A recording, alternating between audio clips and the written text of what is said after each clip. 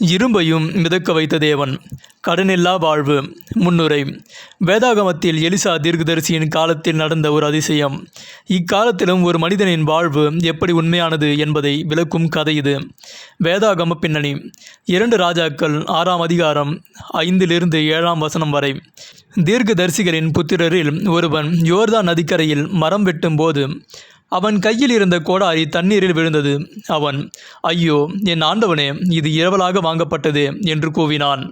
அப்பொழுது தேவனுடைய மனுஷனாகிய எலிசா ஒரு கொம்பை வெட்டி அங்கே எறிந்தான். அது அந்த இரும்பை மிதக்க பண்ணிற்று.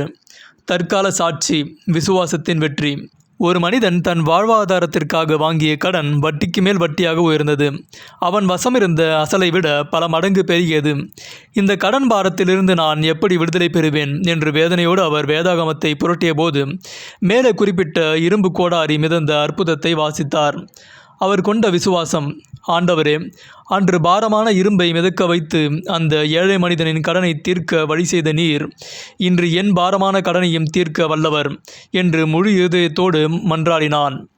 தேவன் செய்த அதிசயம். அவரிடம் எஞ்சியிருந்த ஒரே ஒரு சொத்து ஒரு நிலம். ஆனால் அது சுனாமியால் பாதிக்கப்பட்டிருந்ததால் அதை எவரும் வாங்க முன்வரவில்லை. ஆனால் இரும்பை மிதக்க வைத்த தேவன் அந்த நிலத்தில் இரும்பிலான பிரம்மாண்ட கப்பல்களை கட்டும் ஒரு நிறுவனத்தின் உள்ளத்தை ஏவினார். அந்த நிறுவனம் அவரிடம் வந்து நிலத்தை விலை பேசினார்கள். ஆச்சரியமாக அவர்கள் கொடுக்க முன்வந்த தொகையானது அவர் கட்ட வேண்டிய கடன் தொகைக்கு சரியாக துல்லியமாக இருந்தது. முடிவு. தண்ணீரில் இரும்பு மிதப்பது எப்படி சாத்தியமற்றதோ அப்படி அந்த நிலம் விற்கப்படுவதும் சாத்தியமற்றதாக இருந்தது. ஆனால் தேவன் இரும்பை மிதக்க வைத்தது போல அந்த நிலத்தின் மூலம் அவர் கடன் பாரத்தை நீக்கி அவரை அடிமைத்தனத்திலிருந்து விடுவித்தார். வேத வசனங்கள். ஒருவரிடத்தில் ஒருவர் அன்பு கூறுகிற கடனை அல்லாமல் மற்றொன்றிலும் ஒருவனுக்கும் கடன்படாதிருங்கள். பிறனிடத்தில் அன்பு கூறுகிறவன் நியாயப்பிரமாணத்தை நிறைவேற்றுகிறான். ரோமர் 13ஆம் அதிகாரம் 8ஆம் வசனம்.